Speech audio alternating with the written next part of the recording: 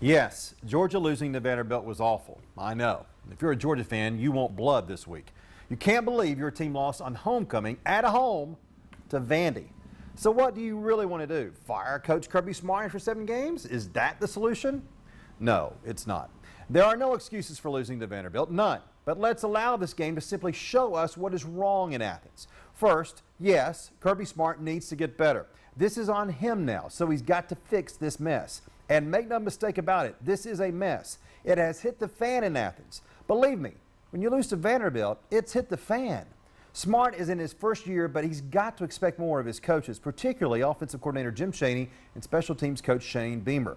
It's hard for me to completely throw Chaney under the bus because it must be difficult for him as a coordinator to get more points on the board when he has a freshman quarterback, a pathetic group of receivers, and an offensive line that can only be termed as awful. And that's the other problem here, talent, or more specifically, a lack of talent.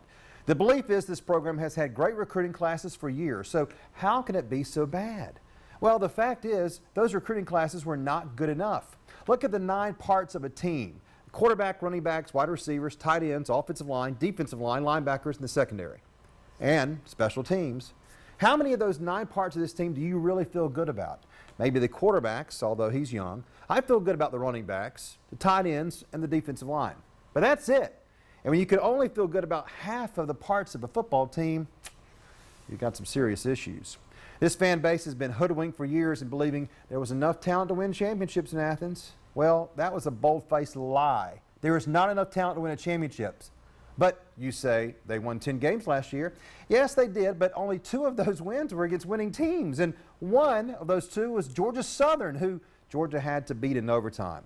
There are issues that will take time to fix. It makes them nowhere near ready to compete for a championship and not even really good enough to beat Vanderbilt.